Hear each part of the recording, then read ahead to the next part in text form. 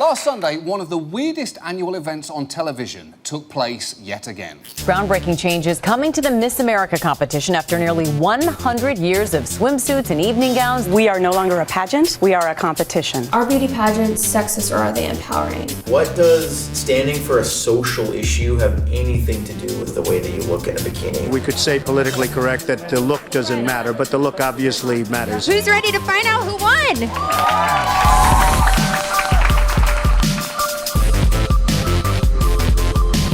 I've always felt a little bit weird about beauty pageants. They seem like this outdated, sexist event that promote one standard of beauty. It's 2018, shouldn't we be more accepting of women and love the way everybody looks? Why are we judging it? Everything I've seen on TV makes it out to be this weird dog and pony show where the contestants are really catty, the judges are superficial, and people spend thousands of dollars just for a chance at winning the crown. But maybe I'm missing something. I just put a post on my community page asking people if I should do this video. 62,000 people voted. 86% vote yes, 14% vote no, and the responses are actually like pretty interesting. Even though I don't agree with the concepts of beauty pageants, I think it would be very interesting to see what some people have put themselves through to be considered beautiful. Don't do it because you're always showing girls that they can be strong and smart. So like, if we were to do it, I think you need to address all of those issues. It seems that there's two trains of thought here. Pageants are sexist or pageants are empowering. If we record and report this experience honestly and genuinely, showing the full spectrum of it, I think people are interested in seeing that. They don't want a fluff piece. Me growing up with my mom, who was Miss Pennsylvania in like the late 80s, I've always have heard of pageants from a very positive perspective, but like anytime I would challenge her, she gets very closed off and defensive about it. So I actually found a woman in Santa Monica. She has coached tons of people to go super far in pageants, and she runs the Miss Malibu pageant. I wonder if we could convince her to coach me, and then maybe I could do that pageant. I guess that's where we start then. Some pageants, like Miss America system, claim to be the largest source of scholarships for women. I mean, if that's the case, then hell yeah, that's awesome. And let's be real, you actually have to be pretty smart to be able to answer some of the questions they throw at you. The savagery of the ISIS threat to our security was demonstrated by the gruesome videos of 2 journalists and an aid worker being beheaded. What should our country's response be? Something definitely needs to be done, but I don't think America needs to be the only one to do it. I really think it's important for the world, for the UN to come together and decide what's the best thing united that we can do to really come together as a bigger and more impactful source to end this horrid thing that's happening. Holy Not to mention, walking in front of a crowd in a bikini, basically naked, takes a lot of courage and confidence too. Personally, I have a weird relationship with femininity and beauty. I only recently learned how to do my makeup for the first time. I have never, ever worn a floor-length gown, and I have spent every waking moment of my life avoiding high heels at all costs. Oh, well, I feel like I'm standing on a stepladder. Also, pageants have a really troubling history with including women of color, like myself. So I'm going into this video a bit apprehensive, but I'm eager to figure out what it's all about. In particular, I want to find out, are pageants sexist or are they empowering? But first, where the did this all start? Beauty pageants actually date back to the 1830s. Traditionally, selecting a woman was to serve as a symbol of bounty. The first modern Miss America contest was held in 1921 in Atlantic City, New Jersey, actually as a way to attract tourists to the area. Until 1950, contestants were required to be in good health and of the white race. Additionally, there was actually a chart showcasing the ideal body proportions of a beauty queen. Pageants turned towards supporting public speaking, community service, and the woman's overall resume in the interview portion. The Miss America system even made a bold statement in 2018 by getting rid of the swimsuit portion altogether. We will no longer judge our candidates on their outward physical appearance. We're moving it forward and we're evolving in this cultural revolution. Then there are the controversies. A former Miss Universe says she was publicly humiliated by Donald Trump. Trump had just taken ownership of the Miss Universe pageant. He called this woman Miss Piggy. This is somebody that likes to eat. Chairwoman of Miss America's Board of Directors, Gretchen Carlson, denies she silenced and bullied Cara Mund, the current Miss America. Even if the pageant system does have a lot of positives, like giving women a platform or providing scholarship money, it seems like the road to get there is pretty toxic. Now, this is where things get a bit confusing and where my mind was personally blown. There is a difference between Miss USA and Miss America. Miss America is the oldest pageant system in America. It claims to be a massive source of scholarships for women. It includes a talent portion, and in 2018 announced they were getting rid of the swimsuit competition. Miss USA, on the other hand, does not have a talent portion, still does have a swimsuit competition, and is infamously the pageant system formerly owned by Donald Trump. So I just paid to enter Miss Malibu. It costs $400. This particular pageant isn't branded as a scholarship opportunity like some of the others we've seen on TVR. One thing I'm gonna do throughout this entire challenge is keep track of every single expense I have to pay in order to do this pageant. I also just finished my Miss Malibu application. Here you have to talk about a lot of things about yourself, like what are your life goals? If you were a judge, which questions would you ask the finalists? Your favorite book, favorite author? Why do you want to be Miss Malibu? So I just got off the phone with Kristen Bradford. She's willing to coach me and is allowing us to film and give an unfiltered perspective on the Miss Malibu, Miss Beverly Hills pageant. So I guess this is happening. I am gonna be in a beauty pageant.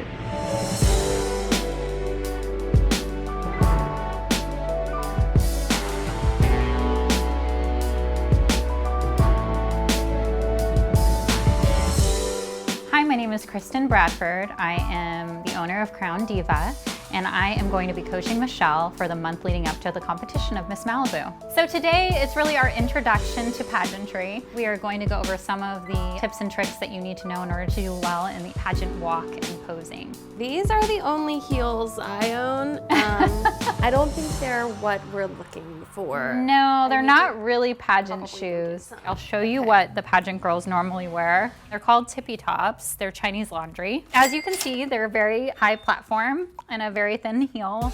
Oh, wow. Oh. Do you want to practice just walking back and forth a few times, maybe over here? Wow. So it does the trick, right? It definitely adds a little bit of height. I feel like I'm on stilts. Just to start, walk down and back a few times. Regular walk or like pageant walk? Well, I'm gonna see your regular walk first and then decide. Oh my God, I look so tall. Walking in heels was really, really hard, and I think that this is going to be the hardest part of this challenge for me. The reason that I push away and distance myself from pageants is because they encapsulate a lot of traditional femininity that I just don't know how to do. I should be proud of myself, like, okay, I did pretty good for walking in those heels for the first time. I couldn't help but think this is a skill I'm supposed to know as a woman, and I'm embarrassed that I don't. I'm about to go shopping with Janelle, and I figured, you know what? This is a good time to break the heels in. I'm not dressed to match these heels, but you know what? It's beauty pageant time, so time to get serious. I can't even say that without laughing. I have to break them in.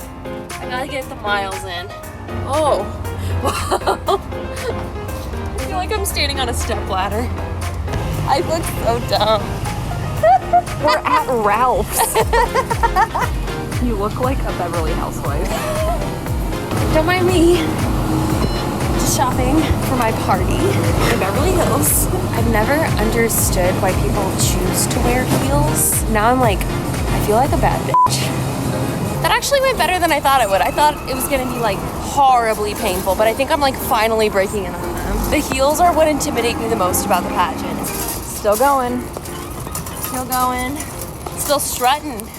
So now we're gonna go over the pageant T-stand, which is like your traditional pageant pose. So that front foot is facing straight forward. And the back foot, you're gonna put in an angle behind it. And it's called a T because your feet are almost making a T, right? And so turning that back foot out gives you a little bit more of a sturdier base. If your foot is straight, it's a little bit harder to stay balanced, right? So my traditional T is just my heel is in the arch of my foot and I'm not popping my foot at all.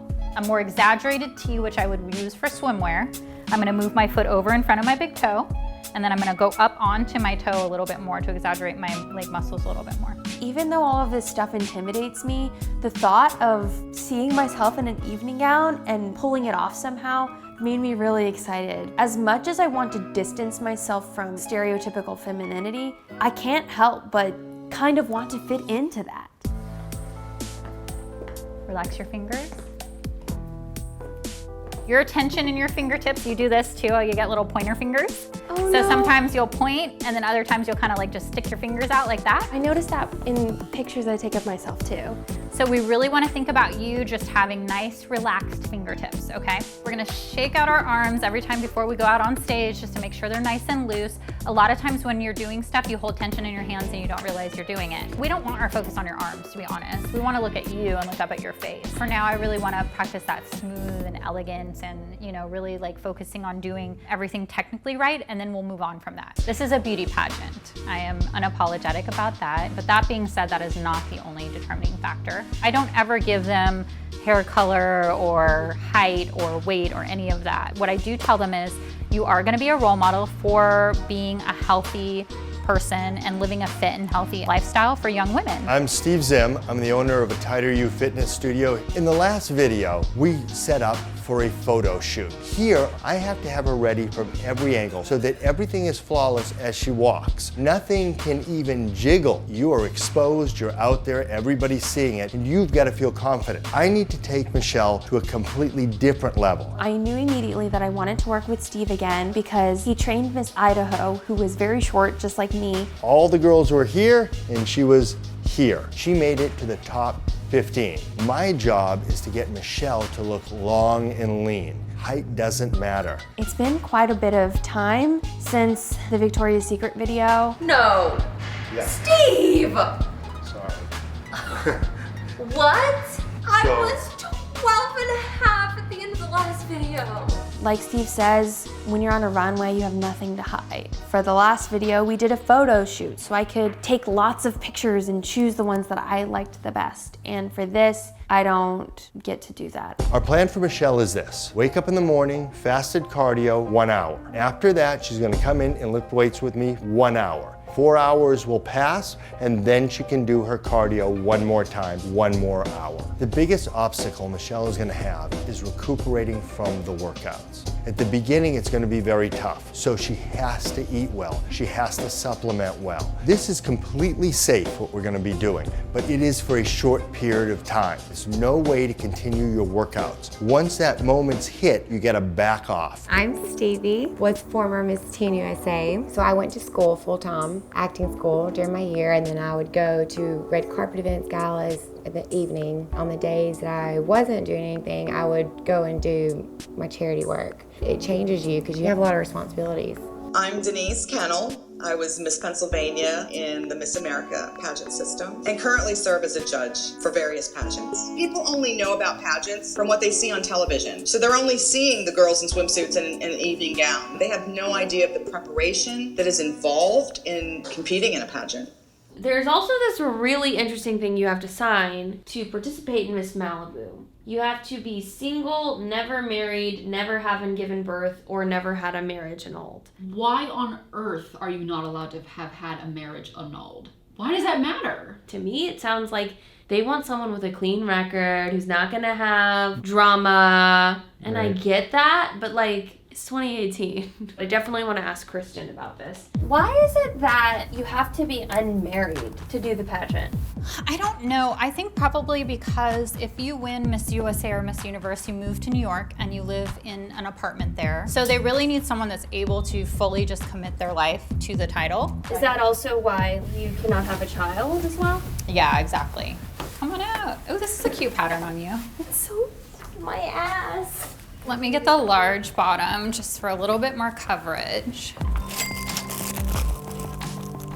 I feel very exposed right now. I feel like I'm like naked. Yeah. For some reason the heels make me feel naked. Yeah. But if I was at the beach, I wouldn't. Like barefoot, you'd feel a little better. Yeah, I get it. Do you ever feel weird as a judge judging people's outer appearance? I don't see it as judging the outward appearance because I'm looking at the person. Are you comfortable? Are you confident? Are you happy, excited, and enjoy being in front of people because that's what the job entails. So lots of fun.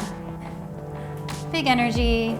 Oh my gosh, this is so exciting. What advice do you have for me? No negativity. Visualizing the life that you want and putting forth the effort and making it happen. You're in it to win it. And that's how it's gonna be. I always look for that it factor, that person whose personality just shines through, even when they're not competing, that always capture attention as having fun and enjoying the process. So the biggest thing is gonna be really like engaging them with your facial expressions, looking out at your audience as you walk down the runway, looking at your judges when you're in front of them, and then just that fun, flirty, kind of carefree attitude while you're up there, not overthinking things. So once you practice the footwork and you really have it down and you do it every day, that gets really easy and you don't even have to think about it. And don't lose your posture. Right now you're kind of sitting down into it, so I want you to stand up nice and tall. This is the greatest posture move you will ever do. Put the back of your head here, hands down. So we are about a foot away from the wall. You're gonna hold this position for 1 minute. Now slowly walk back, hit your heels against the wall, and now walk forward and walk out here. Okay, now I feel like I have a stack of books on my head. turn sideways. Take a look. You're in perfect posture. And you feel taller. I just feel like I get like Amanda Root. Yes. She's just like, boom, here I am. When you walk into a room with confidence, you own that room, and people step back and they got to deal with you. A lot of people command a room without saying a word. It's all in how they stand. We also have the evening gown, which is my favorite, obviously. I have a dress store. So the evening gown can be any cut and color of your choice. The only requirement is that it reaches the floor. It can have a lot of bling, it can have no bling. I've had girls win in a $200 dress, I've had girls win in a $2,000 dress. You also do that final question in your evening gown, so it's really important to pick something you feel amazing in that you can see a crown on. I don't like to see gowns that have a lot of frills and things. I don't want to see the gown, I want to see the girl. Come out. I want to see. Shut the front. Look at that train. That color is unbelievable on you. How would I sit in this? I don't know. You don't sit. You don't sit. Right? No. No sitting. Okay. Dramatically open the curtain. Oh, there's a slit. Oh my god. Okay, don't show too much. Jeez. They said that the dresses are all made for people that are like 5'11". How tall are you? 5'2". So the straps are like super long. I like this one a lot. Stop it. It's definitely like really pretty, but I don't think it's the one. It's almost like picking out a wedding gown. As soon as you put it on, you'll know which one it is. The girls are scored in 3 areas of competition. The first is interview, the second is swimsuit, and the third is evening gown. They do a panel interview with their judges privately. So the very first time that the judges meet the girls is in that panel interview. They give the judges a resume and the judges ask questions off of that resume. Part of the problem with having so much interesting content is that we only have 2 minutes. Okay. So it's 2 minutes? It's 2 minutes long. It'll be a 1-page resume. Basically in 2 minutes, I would say on average, a good length of question and answer is about 30 seconds. So that means you're gonna get between 3 and 4 questions during that entire interview. So it's a very short amount of time to make a really big first impression. Okay. Think of 2 or 3 things that if you leave the room, you'd be sad if they didn't know that about you. So I know walking into that room, I wanna talk about A, B, and C. And so I'm gonna find a way to incorporate that into my answer in some way. When you leave the room, the impression is, darn, I was really having fun talking to her. I wish we could continue. The interview is one of the places that can make or break you. It's one of the first opportunities that the judges really get to see the real you. Number 1 is answering the question. Number 2 is making it personal or telling that story. And then number 3 is closing it strongly. So hopefully by the time you get asked this question, you would know. But what has pageantry taught you about yourself so far? This is my first pageant, and coming in, I had a perspective that I think a lot of other people have. It's what you see on TLC and in reality shows. And what I've learned is that it's a lot more about who you are as a person, what my goals are for the future. I want to break the stereotypes that people have set around me. In doing so, I've learned a lot about myself. So I'm really glad that I've done this. And that's what I've learned about being Oh my God, that was amazing till the end. Don't throw away your ending. I was like having a moment, oh, that was so beautiful. And then you're like, and Okay, I get what you mean. So stick your ending like gymnastics. You know, when you hit the ending, it's like, okay. So there'll be 2 on-stage questions. One will be about you off of your story here, and then the other will be something political. So that's the dreaded final question, the YouTube moments, which yours will be actually. New England Patriots quarterback Tom Brady was suspended for his part in the so-called Deflategate scandal. Did Tom Brady cheat? Did he cheat? That's a really good question. I'm not sure. I think I'd have to be there to see the ball and feel it and make sure it was deflated or not deflated.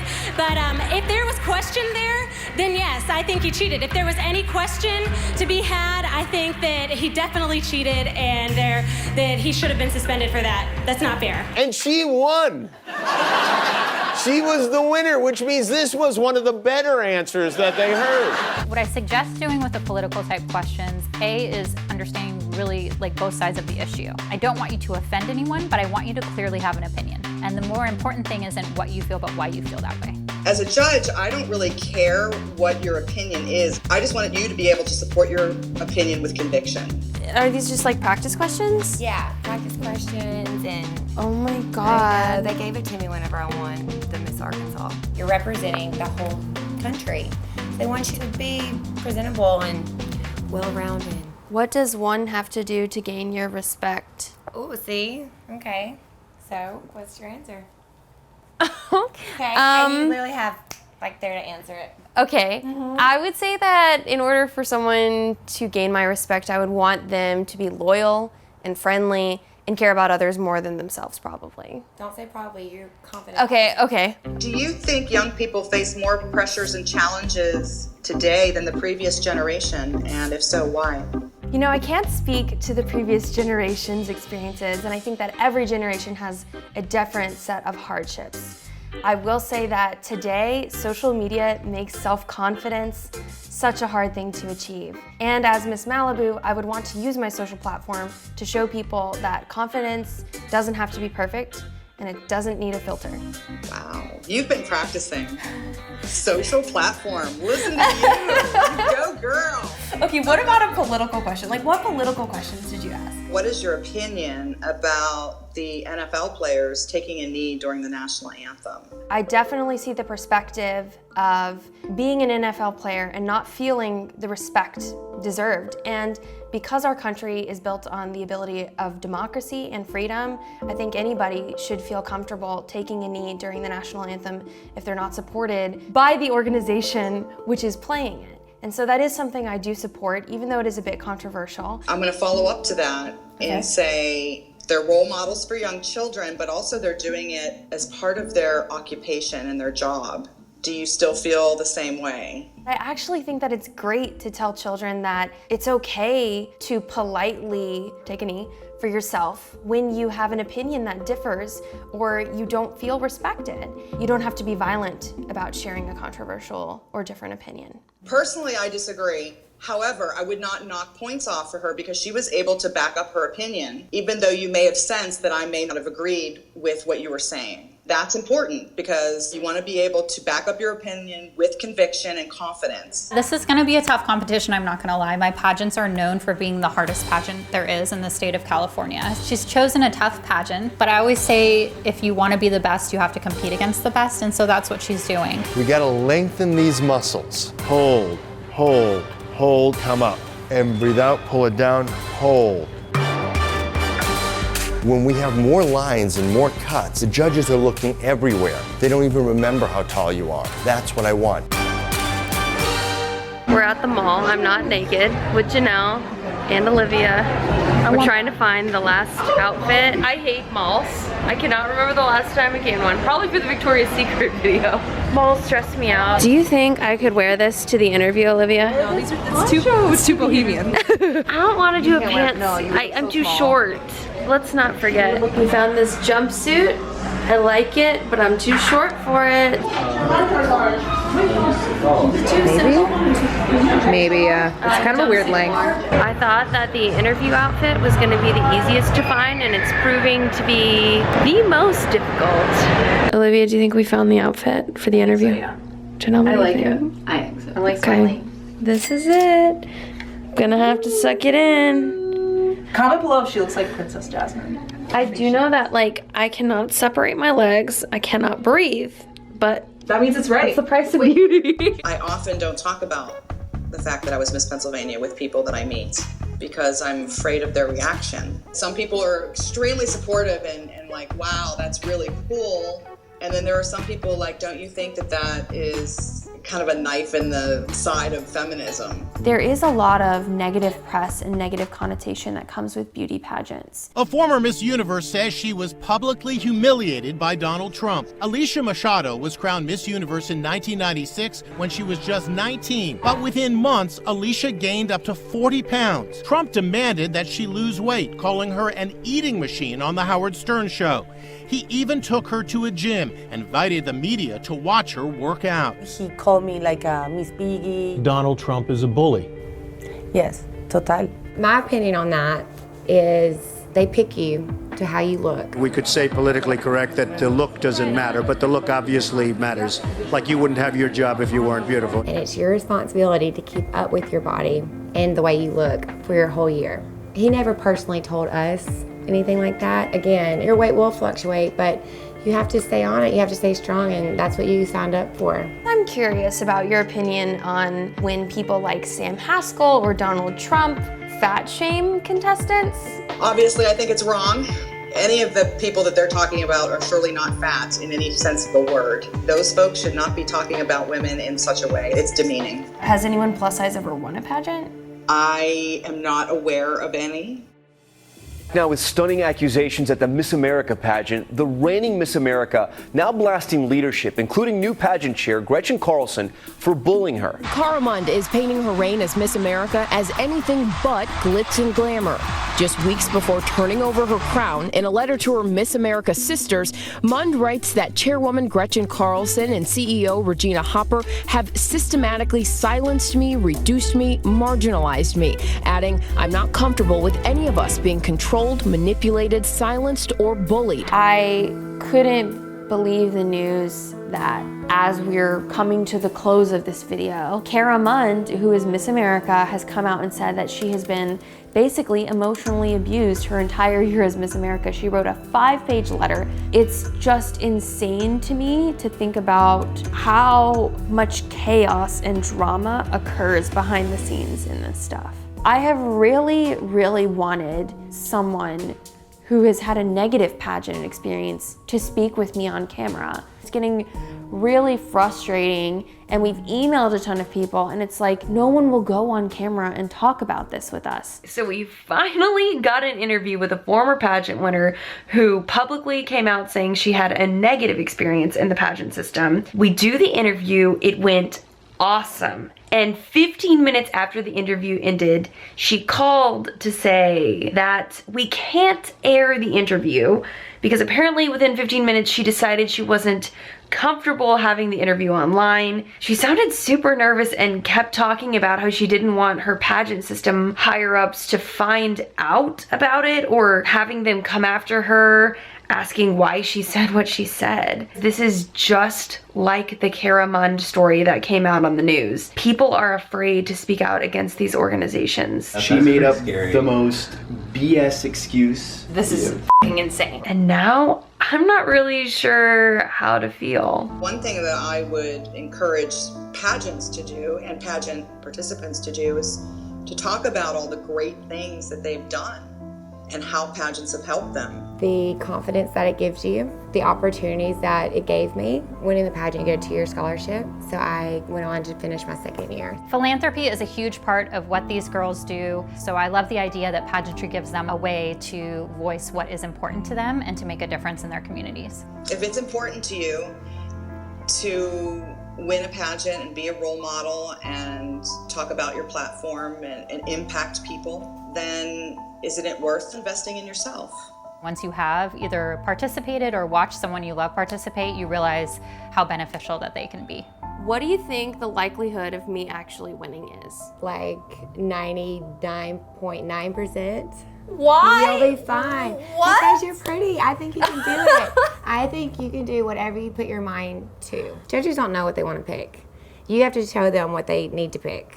And you have to walk out there and be like, you need me. Going into this week, preparing for the pageant, I was a bit stressed because of the number of appointments I have to go to. It's actually been really nice. There's also this sense of like self-care and self-worth that I just have not done. This past month was so insane for me for work. It's really fun doing this stuff, and I feel conflicted about that, but also like I'm just trying to see it as for the video this week and for work this week, I get to do these things, and that's really cool.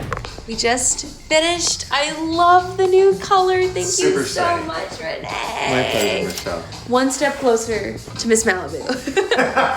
So I'm here at my final appointment, the Brazilian wax. If I don't survive, Janelle can have control of the channel.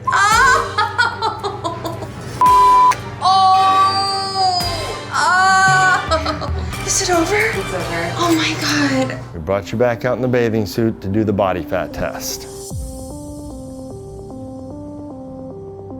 15.8. We started at 27.6. You do the math. Please you do the math. No. There was about an 8% drop in body fat from her beginning point to her end point. That is a tremendous amount of body fat gone. And we're still a little hair away from what she's gonna look like when she walks down the runway. Because in the next 48 hours, she's gonna drop water. Everything goes and you look ridiculously good for the day you walk. So we're here outside Giovanni for the pageant rehearsal. This is gonna be the first time that I'm meeting anyone else who's participating in this. I'm quite nervous because again, like, my understanding of pageants is still like, maybe the girls are mean, maybe they're like judgmental. It's strange that we've been training for this for almost 2 months now, and I still don't know how I feel about pageants. Is it sexist or is it empowering? And I know that I will have my answer this weekend. We arrived here in Beverly Hills, found street parking. It was a miracle. And my credit card is stuck in the meter. So now we're gonna be late. Pageant weekend, we rehearsed the night before. So we'll do a run through of where to walk and pose on stage. Michelle Khare. I'm calling about my business card, but it's stuck in. So I'm calling to can you hear me? How's this? And we have Anna Noel, who's our Beverly Hills team. Hi everyone. Just be confident, be yourself. Don't look at the other girl and be like, oh, she has this, she has that, because we're just looking for you, not what the other girl looks like, so yeah. No matter what happens tomorrow, no matter whether you win the title or not, you're gonna meet people that you will be friends with forever, and really compelling, interesting people that will challenge you to be the best version of yourself, and that's what we're hoping. I love how there's like no drama except my credit card is stuck in a parking meter. Here we have Miss Contestant number 10, Michelle Khare. Khare.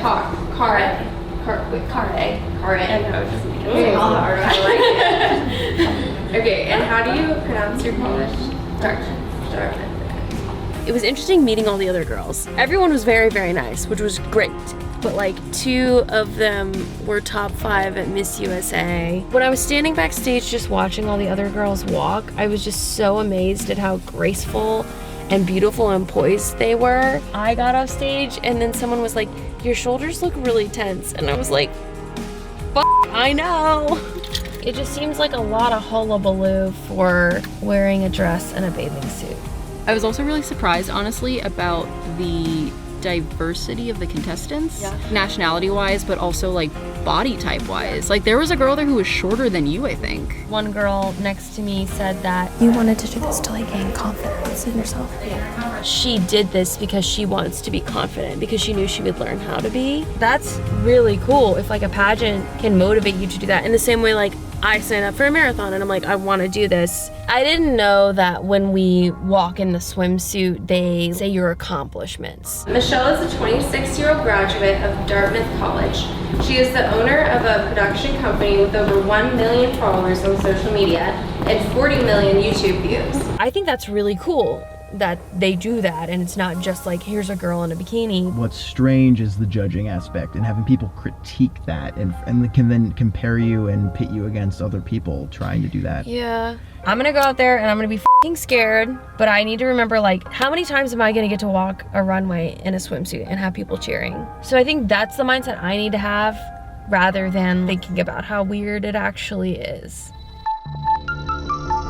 Today is the pageant day. I felt incredibly underprepared, even though I have been preparing for 2 months. Now we have the evening of excitement, anticipation as we crown the new Miss Malibu and Miss Beverly Hills title holder. I'm shaking. I'm like so nervous. This panel interview prepares you for life. Just take a deep breath. What is your thoughts on Lance Armstrong? What did they ask her?